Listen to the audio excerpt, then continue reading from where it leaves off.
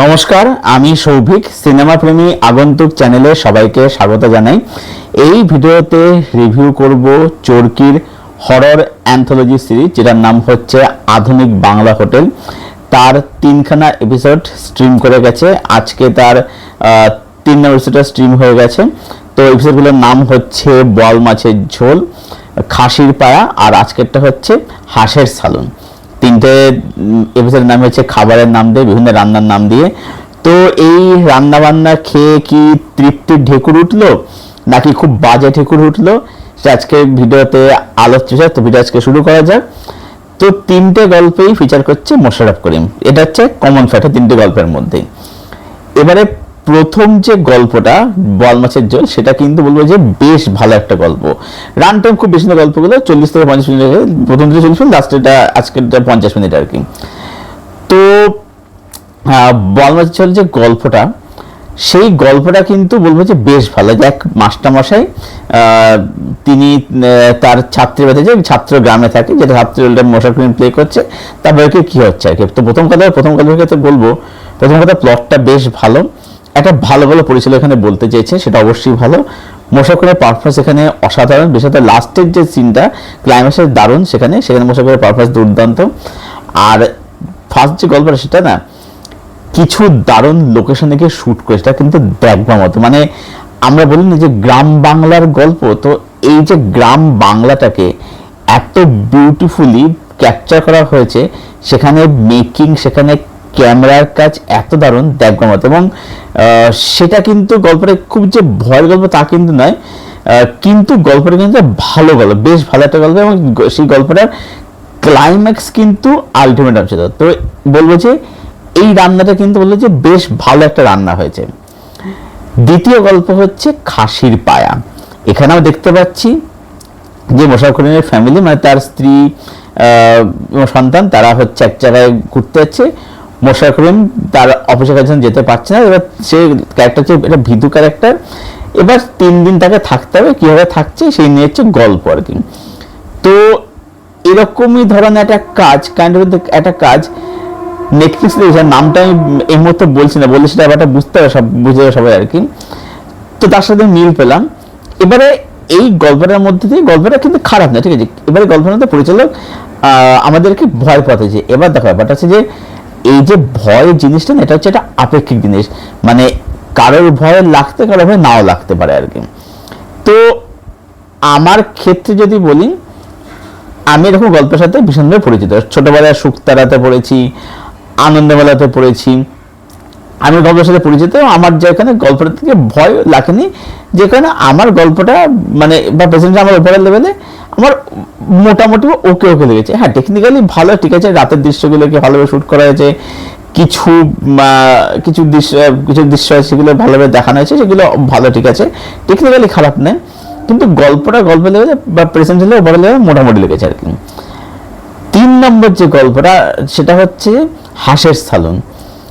তো এই গল্পটা হচ্ছে এই সিরিজের সব থেকে ঝুল গল্প। প্রথম কথা হচ্ছে, এক হয় যে প্রথম এপিসোডের গল্পটা ভালো ছিল, ভয় না, গল্পটা ভালো ছিল।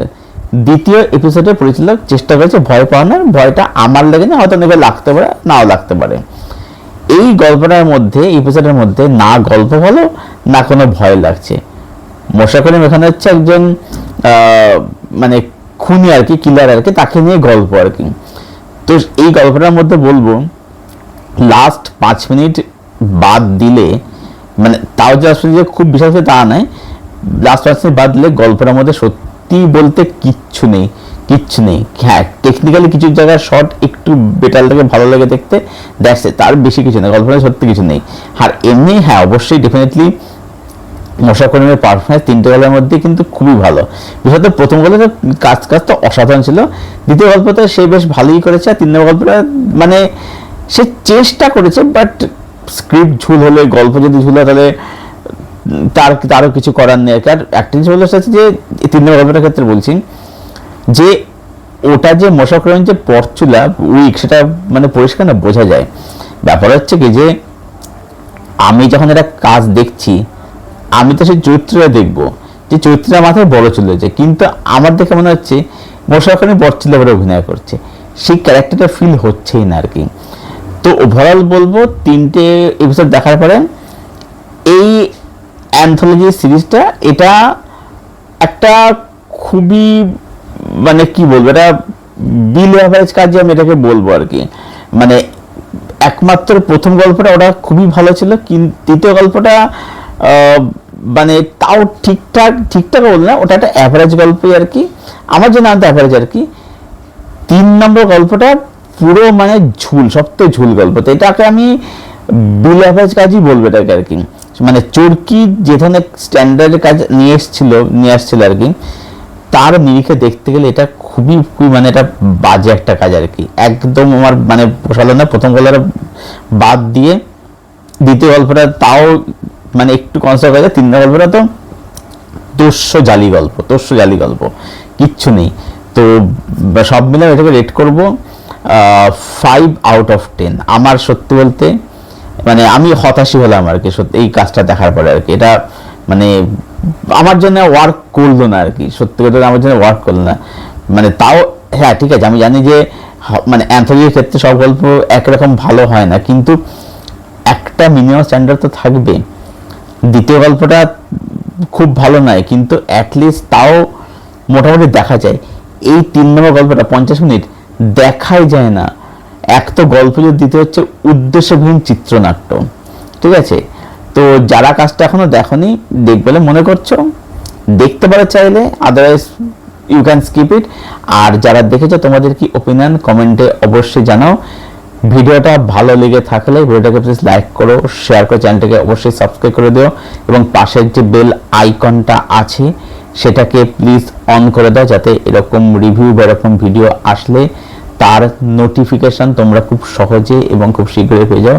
ভিডিওটাকে এখানে শেষ করছি, আবার দেখা হচ্ছে তোমাদের সাথে খুব শীঘ্রই নতুন কোনো ভিডিওর সাথে। ততক্ষণ ভালো থেকো, সুস্থ থেকো, তোমার সঙ্গে জুড়ে থেকো।